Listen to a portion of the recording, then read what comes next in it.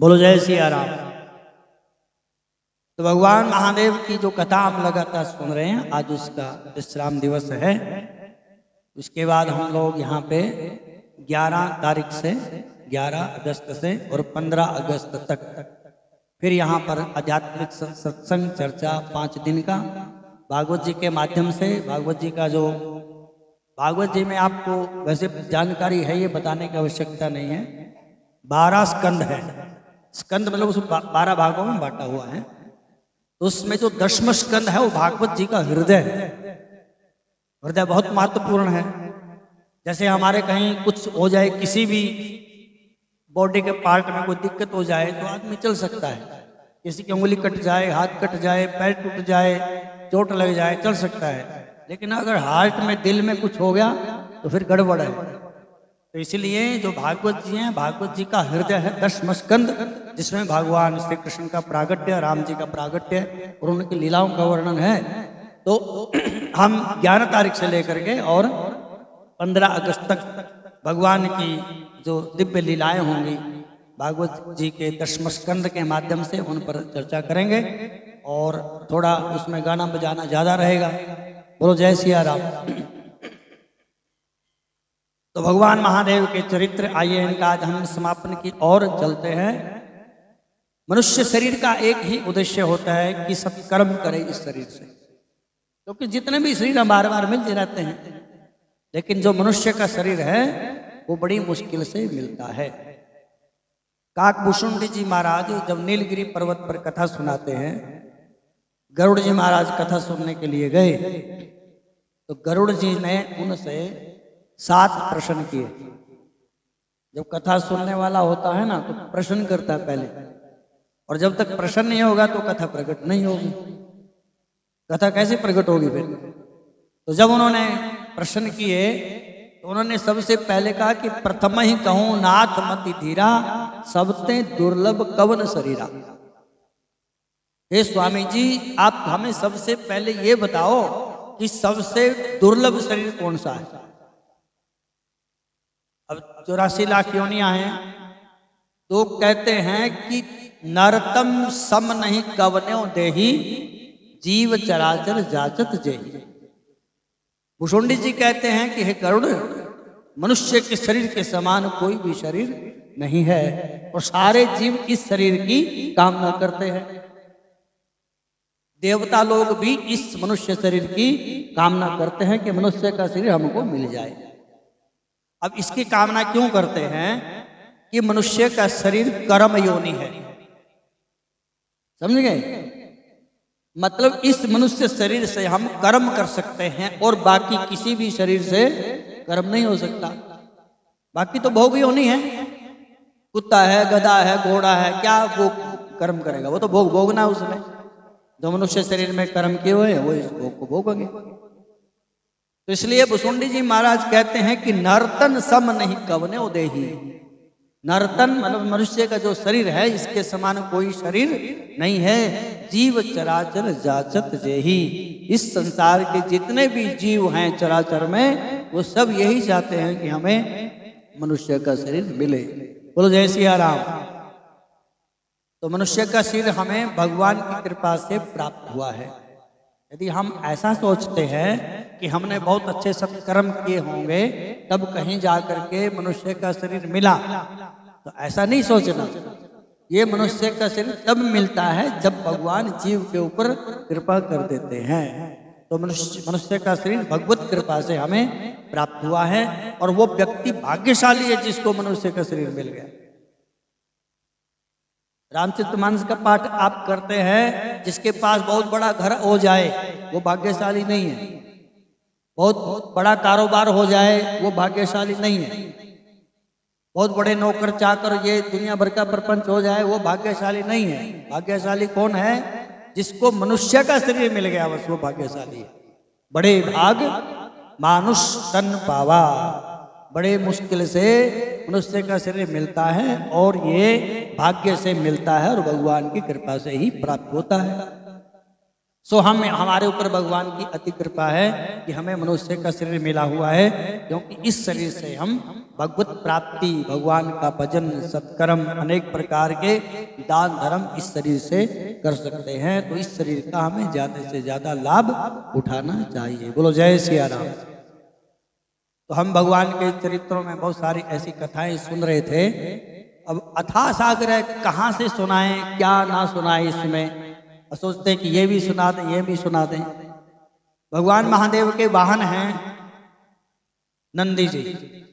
नंदी जी है ना, भगवान की जो ध्वजा होती है उसके ऊपर जो भगवान का वाहन होता है उसका चित्र होता है, और उसी चित्र से और ध्वजा से भगवान को निरूपित करते हैं, उनका निरूपण करते हैं हम। जैसे भगवान नारायण हैं, उनका जो वाहन है वो गरुड़ है, तो गरुड़ उनकी ध्वजा में बैठा हुआ है, इसलिए भगवान का एक नाम है गरुड़ ध्वज। क्या नाम है? गरुड़ ध्वज। ऐसे ही शंकर भगवान की जो ध्वजा है उसमें वृषभ बैल बैठा हुआ है, नंदी जी, तो इसलिए भगवान का एक नाम है वृषध्वज। बोलो वृषध्वज, ये भगवान का एक नाम है, और उनकी ध्वजा में विराजमान रहते हैं नंदी। तो नंदी कैसे प्रकट हुए, भगवान को कैसे मिल गए? एक अपने ऋषि हुए हैं जिनका नाम था शिलाद ऋषि, बड़े उच्च कोटि के महात्मा थे। तो घर वालों ने, जब छोटे थे, घर वालों ने बोला कि ब्याह कर लो भाई, तो उन्होंने कहा कि नहीं, शादी वादी नहीं करनी है, शादी में बड़े प्रपंच हैं, हम तो नैष्ठिक ब्रह्मचारी रहेंगे और भगवान का भजन करेंगे। तो नहीं मानी किसी की बात। उस समय जब घर में किसी के छोटे छोटे बच्चों को देखते थे तो उनका बड़ा आनंद आता था। बोलो जय सिया राम। घर में जब छोटे बच्चे, जो मतलब बच्चा छोटा हो, घुटने के बल चलता हो, 8-10 महीने का हो, वर्ष का हो, रोज जब घर में किलकारियां मारता है तो घर का जो वास्तु दोष है ना वो खत्म हो जाता है।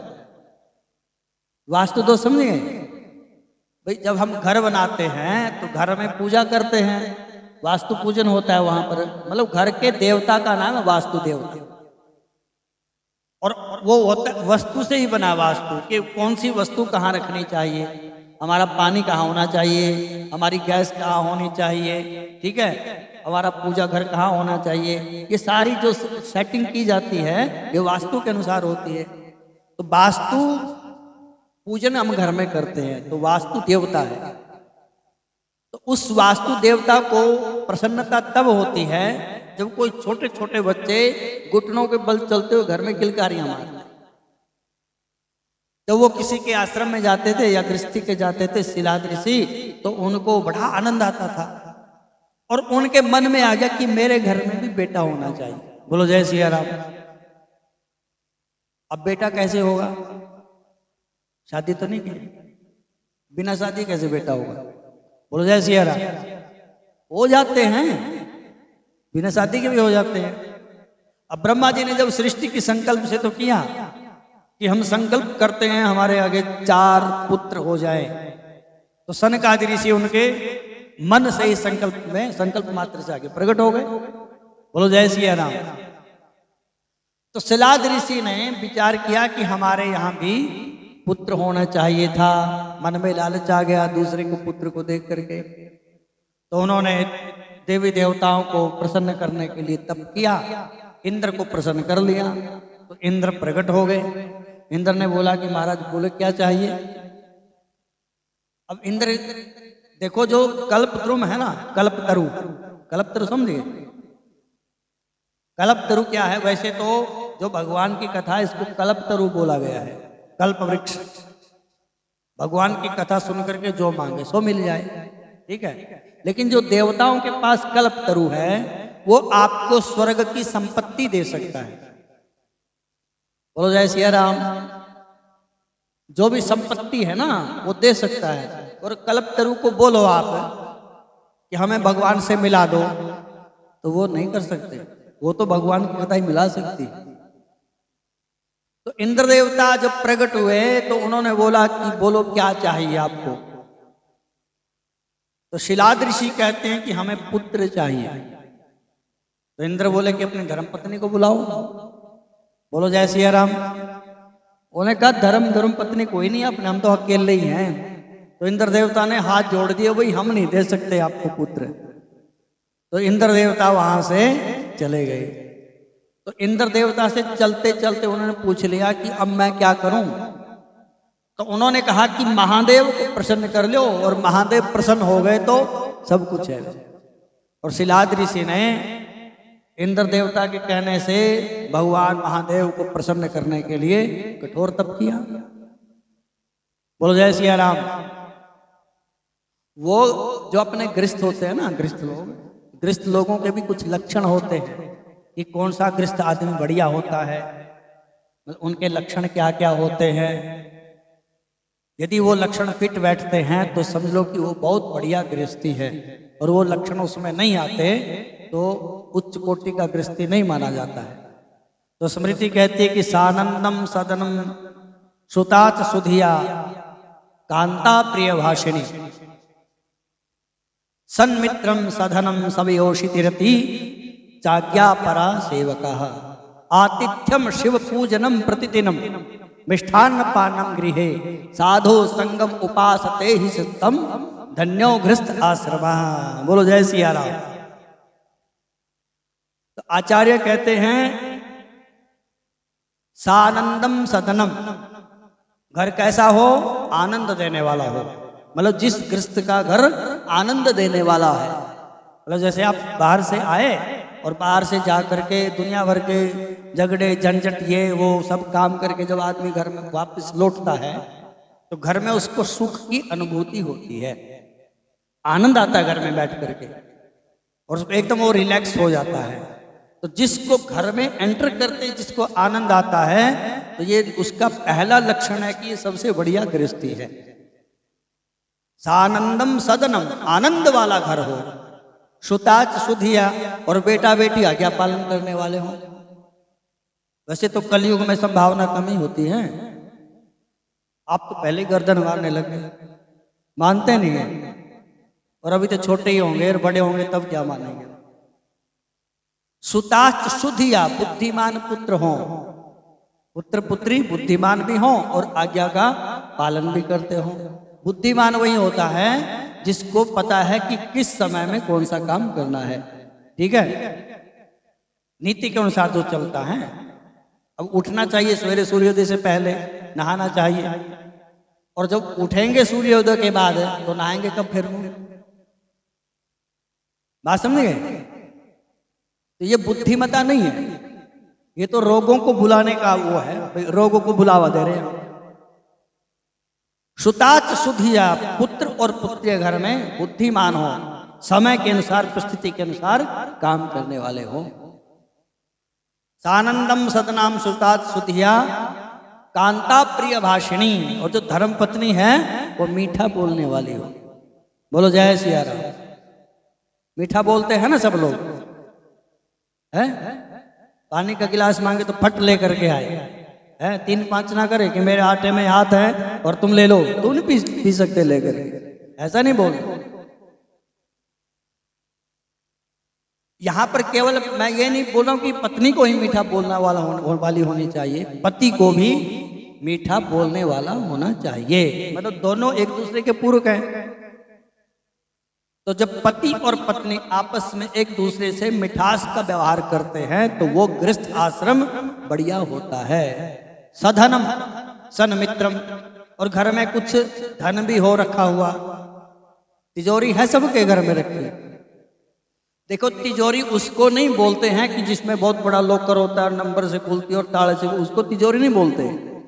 जहां भी डब्बे में आप पैसे रखते हैं वो आपकी तिजोरी है। बोलो जय सिया राम, ठीक है? तो वो भी बचत करके रखनी चाहिए। तो जिसके घर में बचत किया हुआ धन होता है वो बढ़िया गृहस्थ होता है। जय सिया राम बोलो। ये देखते रहे ना हमारे अंदर कौन कौन से गुण हैं, आपके लिए बताए जा रहे हैं। ये सन्मित्रम, मित्र भी बढ़िया हो, ठीक है? फोन करो तो तुरंत झट आ जाए, हैं? मतलब आपको बताना ना पड़े, वो तुरंत वहां पर पहुंच जाए। ऐसा मित्र होना चाहिए। जिसका ऐसा मित्र है वो गृहस्थ आश्रम उसका बढ़िया है। आचार्य कहते हैं धन्यो गृहस्थ आश्रमा, वो गृहस्थ आश्रम सबसे बढ़िया है जिसके पास कृष्ण जैसा मित्र होता है। द्रौपदी भगवान को वहां जाके थोड़ी बुलाती थी, लेटर थोड़ी लिखती थी, और तो सीधी आंखें बंद की, हे कन्हैया प्रकट हो जाओ, और उसी समय भगवान प्रकट हो जाते थे। तो भगवान जैसा, जैसे कृष्ण मित्र हैं, ऐसी मित्रता किसी के साथ है हमारी, तो समझ लो कि हमारे गृहस्थ आश्रम बढ़िया है। सब योषित रति, पति पत्नी में प्रेम हो,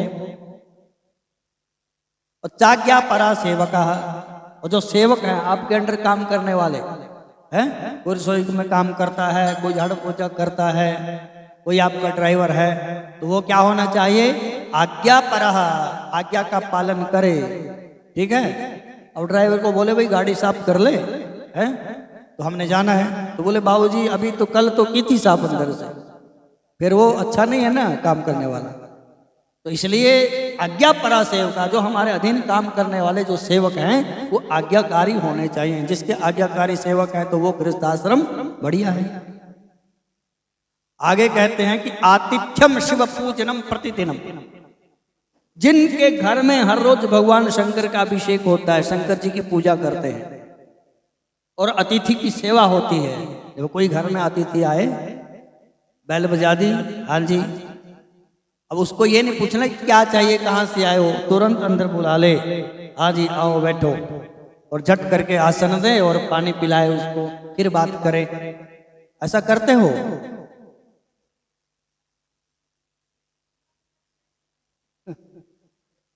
आप वो देख करके व्यवहार करना चाहिए आजकल की दृष्टि से। ये पुरानी बातें हैं, बोलो जय सिया राम। अब कोई शराबी ने बैल मार दी है तो थोड़ा देख लेना पहले, हैं? बोलो जय सिया राम। तो अतिथि की सेवा, अतिथि की सेवा होनी चाहिए, और अपनी बुद्धि से काम लो। ठीक है, बोलो जय सिया राम। अतिथि सेवा और शिव पूजन, घर में प्रतिदिन आपके घर में पूजन होता हो, विशेष वैसे तो जो भी देवी देवता करें ठीक है, लेकिन यहाँ पर शंकर भगवान जी के उपलक्ष्य में बोला गया है आतिथ्यम शिव पूजनम प्रतिदिनम, छोड़ना नहीं है कोई दिन, प्रतिदिन होना चाहिए। और मिष्ठान पानम गृहे, घर में हर रोज बढ़िया बढ़िया भोजन बनता हो, है, कभी हलवा बना लिया, कभी खीर बना ली, है, कभी रबड़ी बना ली, बोलो जय सिया राम। और कुछ भी ना मिले तो घी शक्कर डाल के खा लो, मीठा जरूर खाया करो। ये जो कहते हैं ना मीठा खाने से शुगर बढ़ती है, मीठा खाने से शुगर नहीं बढ़ती, काम ना करने से शुगर बढ़ती है। और जब हमारी सोच नकारात्मक हो जाती है तब शुगर बढ़ती है, बोलो जय सिया राम। अब इतने ये काम करने वाले जो लेबर होते हैं उनको खिला दो, 4 डोंगे खीर के खिला दो, और चाहे हर रोज खिला दो, उनके बढ़ेगी शुगर, क्योंकि वो काम करते हैं। तो मीठा खाने से शुगर नहीं बढ़ती है, काम ना करने से शुगर बढ़ती है, और जो गलत हमारी विचारधारा हो जाती है उससे शुगर बढ़ती है। इसलिए आचार्य कहते हैं मिष्ठान पानम गृहे, खाना पीना हर रोज बढ़िया बढ़िया होना चाहिए, बढ़िया मिठाई बननी चाहिए। घर में ना बनाओ तो बाहर से ले आओ, जलेबियां जलाबियां बहुत मिलती हैं, बोलो जय सिया राम। मिष्ठान पानम गृहे। और सबसे इंपॉर्टेंट बात है साधो संगम उपासते ही सततम, जिनके घर में प्रतिदिन सत्संग होता है, बोलो जय सिया राम। ठीक है, सत्संग करते हो थोड़ी देर के लिए, अब बैठेंगे तो लड़ाई हो जाएगी, सत्संग क्या होगा है? बोलो जय सिया राम।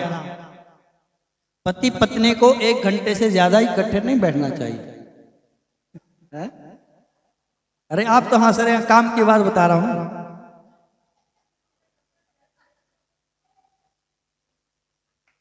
बोलो जय सिया राम।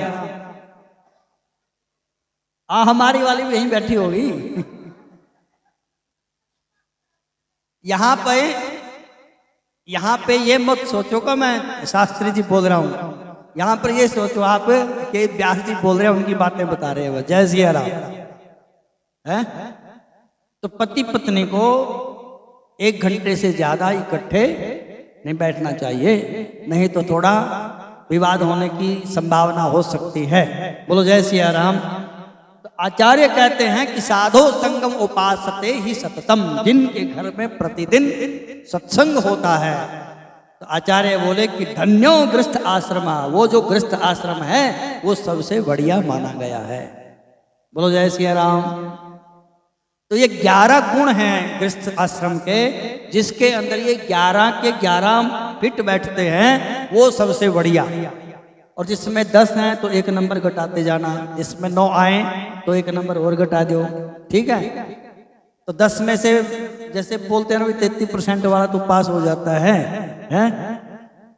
ठीक है। तो 11 में से 4 तो कम से कम होने ही चाहिए, और 4 पीछे वाले हैं ये। आतिथ्यम शिव पूजनम प्रतिदिनम निष्ठान पानम गृहे साधो संगम उपासते सत्यम धन्यो गृहस्थ आश्रम। तो गृहस्थ आश्रम बहुत बढ़िया होता है। तो शिलाद ऋषि ने विचार किया कि गृहस्थियों के घर में जाते हैं, बेटा बेटी को देखते हैं, किलकारियां मार के चलते हैं, और कभी कभी हमको भी आकर के दंडवत प्रणाम करते हैं, तो ऋषि को बड़ा अच्छा लगता था। तो पुत्र प्राप्ति के लिए तप किया। इंद्र ने कहा कि हमारे बस की बात नहीं है भाई पुत्र देना है इसे। तो शिलाद ने बोला कि किसको मनाएं, फिर बोले महादेव को मना लो, वो सबसे बढ़िया है, सब कुछ पूर्ण कर देते हैं। बोलो जय सिया राम। और शिलाद ऋषि ने भगवान महादेव को प्रसन्न करने के लिए कठोर तप किया, और जब उनका तप पूर्ण हुआ, एकदम उनकी जो भक्ति थी, उनकी आराधना चरम सीमा पर पहुंच गई, तो भगवान उनके तप के प्रभाव से प्रसन्नता पूर्वक उनके आगे प्रकट हो गए। बोलो जय सिया राम। तो भगवान महादेव को देख करके बड़े प्रसन्न हो गए कि हमारा जो तप था वो पूर्ण हुआ, और बाबा जी ने खड़े होकर के महादेव के चरणों में प्रणाम किया। तो भगवान महादेव बोले कि भाई बहुत कठोर तप किया आपने महात्मन, मैं बहुत प्रसन्न हूं, वर मांगो। अब उसने कहा कि बाबा जी अपने को तो एक ही वर चाहिए, बोले हमको पुत्र दो। अब भगवान फिर पड़ गए चक्कर में, भाई पुत्र कैसे होगा। और जब उन्होंने बोला कि अयोनिज पुत्र चाहिए, अयोनिज का मतलब है किसी से मां से पैदा ना हो, बस आप करो कुछ भी इंतजाम। तो भगवान तो बड़े प्रसन्न हो गए तब से। तो भगवान उन्हीं का नाम है जो सर्वसमर्थ होते हैं, मतलब कुछ भी कर दें वो भगवान। तो भगवान ने कहा कि चलो ठीक है करते हैं ऐसा ही। आप एक यहाँ पे सुंदर यज्ञ का आयोजन करो तो आपको पुत्र की प्राप्ति हो जाएगी। भगवान महादेव उनको आशीर्वाद और वरदान दे करके वहां से चले जाते हैं। तो शिलाद ऋषि अपने उस आश्रम में एक बहुत बढ़िया वहां पे सुंदर यज्ञ का आयोजन करने के लिए उस भूमि को साफ करते हैं, और भगवान महादेव की कृपा से उस भूमि में से ही एक छोटा सा बालक प्रकट हो जाता है। बोलो शंकर भगवान। वो छोटा सा बालक जैसे ही प्रकट हुआ तो महात्मा बड़े प्रसन्न हो गए। तो उनको समझते देर नहीं लगी कि शंकर भगवान का ही दिया हुआ ये प्रसाद है, और उन्होंने अपने हृदय से लगाया। उसके बाद वो बड़ा हुआ, तो जब बड़ा हुआ तो उन्होंने भगवान महादेव के चरणों में ही उसको समर्पित कर दिया। उसका नाम रखा नंदी। क्या नाम रखा? नंदी। जिसको देख करके ही आनंद आ जाए उसका नाम रख दिया नंदी। शिलाद ने कहा कि पुत्र आपको देख करके हमें आनंद आ गया, प्रसन्नता होगी, इसलिए हम आपका नाम नंदी रखते हैं। तो वो नंदी भगवान महादेव के चरणों में हमेशा के लिए समर्पित कर दिया। और वो यही नंदी हैं जो शिलाद ऋषि के बेटे थे, भगवान के जो वाहन बने। वो अपने आकार में भी आ जाते हैं और बैल का रूप भी धारण कर लेते हैं। ये भगवान नंदी जी कैसे प्रकट हुए, सूत जी ने ऋषियों को ये कथा सुनाई है। जो तप है जीवन में वो बड़े महत्व की बात होती है। अब आप तप ये मत समझना कि बैठ करके आंखें बंद कर लो एकांत में, जोत जला करके बैठ जाओ या तो अग्नि जला करके बैठ जाओ, वही तप होता है ना। यही तप केवल नहीं है। जो गृहस्थ आश्रम है, जो मैंने लक्षण बताए हैं, यदि ये लक्षण घर में आ जाए तो समझ लो कि सबसे बड़ी तपस्या है हमारी। तप हमारा परम धन है। माता पिता की सेवा करना, गृहस्थ में रहते हुए सारे कर्म करना, ये क्या है? ये तप है। वाणी से मीठा बोलना, सत्य बोलना, ये वाणी का तप है। शरीर से सेवा करना, ये शरीर का तप है। मन से बढ़िया बढ़िया बातें सोचना, ये शरीर का तप है। बोलो जय सिया राम। हम लोग प्रतिदिन यहाँ पे, आप लोग ध्यान से सुन रहे हैं कथा ना, हम लोग प्रतिदिन एक श्लोक बोलते हैं बाद में, कथा के बाद। सर्वे भवन्तु सुखिनः, सर्वे सन्तु निरामयाः, सर्वे भद्राणि पश्यन्तु, मां कश्चित् दुःखभाग् भवेत्। जो इस श्लोक को 9 बार प्रतिदिन बोलता है, 3 बार सवेरे पूजा के बाद, और 3 बार दोपहर को पूजा के बाद, और 3 बार शाम को पूजा के बाद, तो उस व्यक्ति के जीवन में कभी भी अप्रिय घटना नहीं घटती। बोलो जय सिया राम। अब बोलना पूजा के बाद ही है। अब दोपहर को कौन कौन है पूजा करते हैं जो, होगी जय सिया राम। फिर श्लोक थोड़ी काम करेगा। अच्छा, सवेरे तो सब करते होंगे, सवेरे तो सब करते हैं, दोपहर को कोई नहीं करता, और शाम को भी आधे तो कर लेते होंगे। सारे तो नहीं करते होंगे, आधे कर लेते हैं। तो ये मानसिक जो हमारी तपस्या है उसको प्रकट करता है ये श्लोक। हमारी मानसिक भावना कैसी होनी चाहिए? सर्वे भवन्तु सुखिनः। जब हमारी मानसिकता ऐसी हो जाएगी, हे प्रभु सबको सुखी रखो, और जब हम ऐसा बोलेंगे सबको सुखी रखो, तो फिर वहां वो मित्र शत्रु वाली बात भी खत्म हो जाती है। यदि हम भाव से बोलेंगे तो, यदि एक व्यक्ति के साथ भी कोई हमारा मन मुटाव है, तो फिर ये श्लोक काम नहीं करेगा। बोलो जय सिया राम। है, अगर पड़ोसी से परेशान है या कहीं और किसी से परेशान हो गए, तब ये श्लोक तब नहीं काम करेगा। जैसा इसका भाव है, मन भी ऐसा ही होना चाहिए। सर्वे भवन्तु सुखिनः। क्योंकि जो तप है वही सबसे बड़ा धन है। वैसे कलयुग में तो सबसे बड़ा जो तप है वो धन ही है। धन समझिए, टका पैसा। तो किसी नास्तिक ने लिखा हुआ है, अब नास्तिक भी तो कई लोग होते हैं, कोई नास्तिकता की अपनी विचारधारा प्रकट कर देता है, कोई आस्तिक होते हैं बढ़िया बढ़िया लिख देते हैं। तो किसी ने लिखा, टका स्वर्ग टका धर्म, टका एव परमम तपः, यस्य पार्श्वे टका नास्ति हाटके टकटकायते। कुछ बात पल्ले पड़ी। वो कहते हैं कि टका स्वर्ग, जिसके पास पैसा है उसके लिए वही स्वर्ग है। टका धर्म, आज की परिवेश में है कलयुग में, टका ही सबसे बड़ा धर्म है। जिसके पास ज्यादा पैसा, ज्यादा गाड़ियां, बड़े बड़े आश्रम, एसी वेसी लगे हुए हैं, 10-20 हजार चेले चपाटे साथ में रहते हैं, तो वो सबसे बड़ा धार्मिक पुरुष है कलयुग में। तो टका स्वर्ग टका धर्म टका एव परमम तपा, जिसके पास टका वही सबसे बड़ा तपस्वी है। यस्य पार्श्वे टका नास्ति, और जिसके पास पैसे नहीं है, टका नहीं है, तो हाट के टकटकायते। फिर वो दुकान में रबड़ी रखी होगी ना, तो उसको कैसे खरीदे वो देखता रहेगा, वो टकटकी लगा करके देखता रहता है, कैसे लूं इसको। बोलो जय सिया राम। हाटक बोलते, हट्टी बोलते हैं, हट्टी। हट्टी सुने हो? हट्टी मतलब दुकान, और हाटक भी उसी का शब्द है। हाट के दुकान पर टकटकायते, वो टकटकी लगा करके देखता रहता है।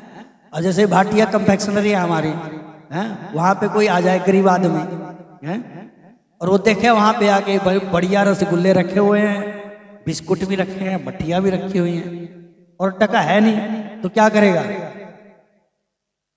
तो वो शीशे में से ऐसे देखता रहेगा। अगर दया आ गई तो दे देंगे उठा करके 2-4, ले जा भाई, और नहीं तो हाट के टकटकायते। बोलो जय सिया राम।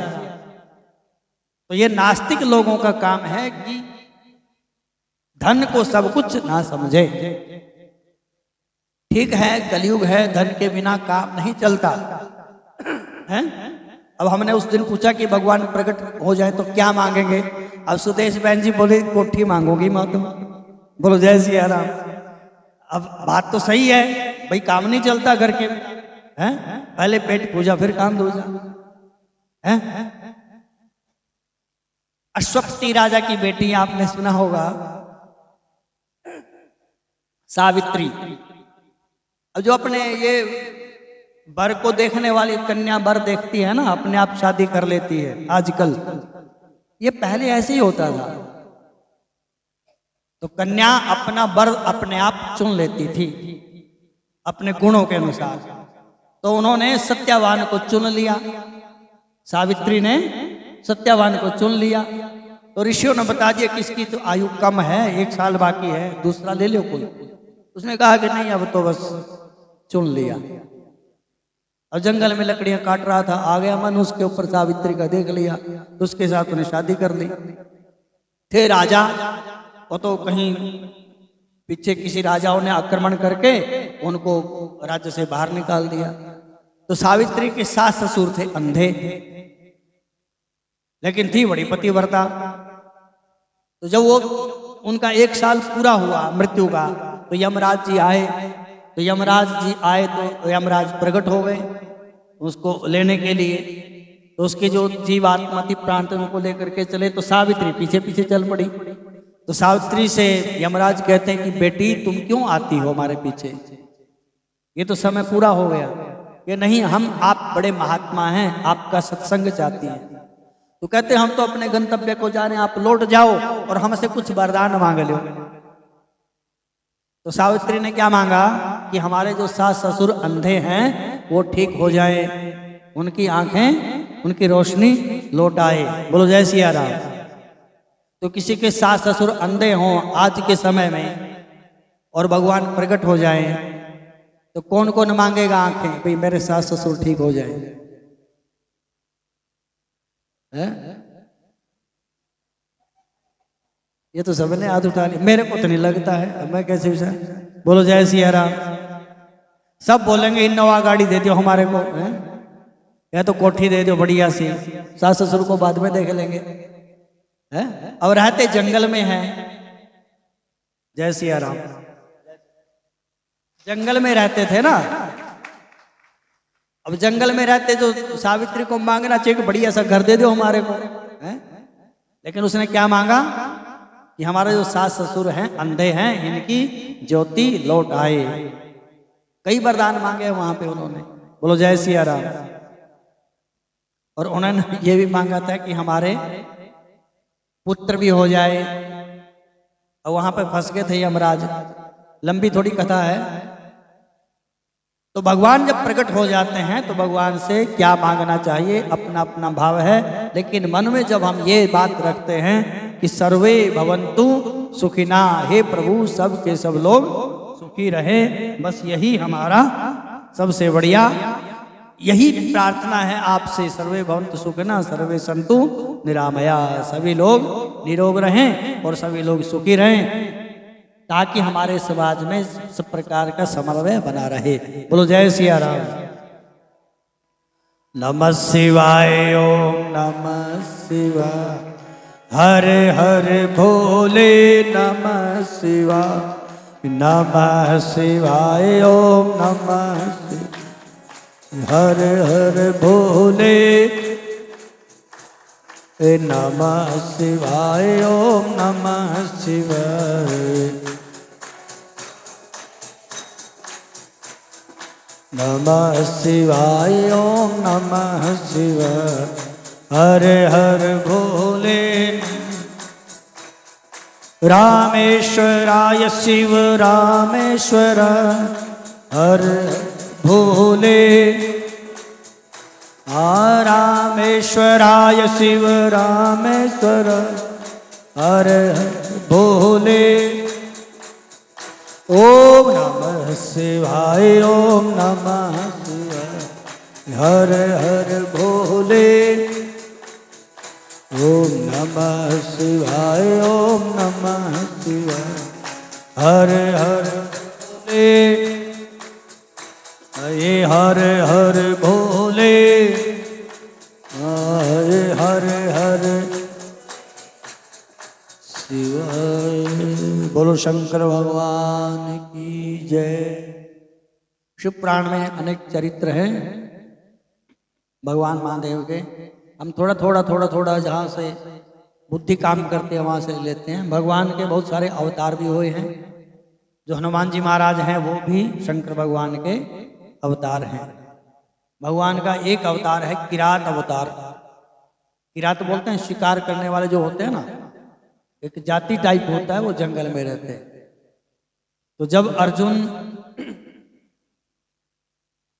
भगवान श्री कृष्ण के कहने से तप करने के लिए गए, महादेव को प्रसन्न करने के लिए युद्ध से पहले, तो शंकर भगवान ने अप्रत्यक्ष रूप से प्रकट होकर के उनकी परीक्षा ली। अर्जुन की परीक्षा ली पहले अप्रत्यक्ष रूप से, प्रत्यक्ष रूप में प्रकट नहीं हुए। तो जब अर्जुन तप में बैठे हुए थे तो एक भगवान ने जंगली सुअर प्रकट कर दिया और स्वयं भगवान उसके पीछे शिकारी बन करके लग गए। वेश बना लिया भगवान ने शिकारी का, तो शिकारी बन करके भगवान उसके पीछे लग गए और वो जो जंगली सुअर था वो जा रहा था अर्जुन की तरफ। तो अर्जुन ने देखा कि ये जो सुअर है ये मेरी तरफ बढ़ रहा है, इसलिए अर्जुन ने अपना जो बाण था धनुष बाण उठाया और उसके ऊपर संधान कर दिया। तो इधर से उस किरात ने, जो शिकारी है, उसने भी बाण मार दिया। तो अर्जुन का बाण लगा अगले हिस्से में और किरात जो शिकारी है उसका जो बाण लगा वो लगा पिछले हिस्से। तो सुअर वहां पे गिर गया। इतने में वो शिकारी भी पहुंच गया वहां पे। शिकारी क्या भगवान है वो, तो वो ही पहुंच गया वहां पे। तो वो सुअर गिर गया तो वो जो शिकारी है वो उसको उठा करके चलने लगा। तो अर्जुन ने कहा कि हे शिकारी, हे किरात, ठहरो, कौन हो तुम? तो बोले भाई हम शिकारी हैं, हमने मारा है इसको। तो अर्जुन कहता कि हमारे बाण से मरा है। अर्जुन कहता कि हमारे बाण से मरा है, गिर गया ये, और शिकारी कहता कि हमारे बाण से मरा गिरा है ये। अब दोनों की वहां पे तो मैमा हो गई, लड़ाई हो गई। तो उन्हें कहा कि चलो सुअर को छोड़ देते हैं, आपस में युद्ध करते हैं, जो जीत जाएगा ये मान लिया जाएगा कि उसी के बाण से ये जो मारा है, ये सुअर है, वो मरा है। उन्होंने कहा कि ठीक है। और वहां पर भगवान महादेव जो शिकारी के रूप में अर्जुन के साथ युद्ध करने लगे। और अर्जुन भी कोई साधारण आदमी तो है नहीं, इंद्र देवता के पुत्र हैं। जब इतना उनका घोर युद्ध हुआ, इतना घोर युद्ध हुआ, तो उसके बाद उन्होंने अपने हथियार भी छोड़ दिए और फिर मल्ल युद्ध करने लगे, कुश्ती टाइप। और अर्जुन ने उस किरात का पांव पकड़ लिया ऐसे, और पांव पकड़ करके ऐसे घुमाने लगे। घुमा करके पटकने ही वाले थे कि इतने में ही शंकर भगवान ने अपना स्वरूप प्रकट कर दिया। बोलो शंकर भगवान की। भगवान प्रकट हो गए वहां पे। तो भगवान जैसे ही प्रकट हुए और दर्शन हुए अर्जुन को, तो अर्जुन ने भगवान के चरणों में प्रणाम किया, हे प्रभु ये क्या लीला आपकी?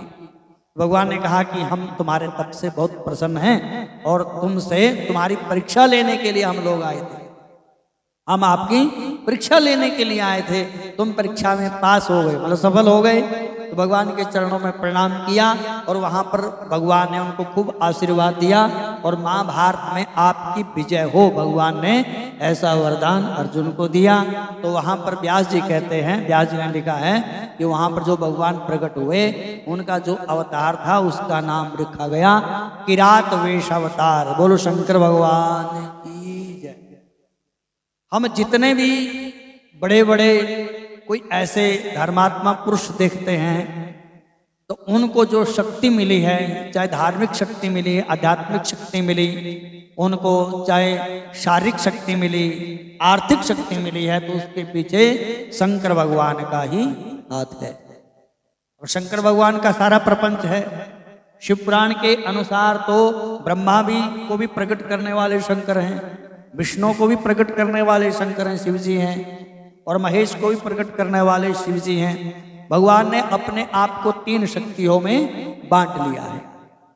तो भगवान के दिव्य चरित्र जो भी हम सुन पाए, क्योंकि भगवान के चरित्रों को सुन करके हमको सुख मिलता है।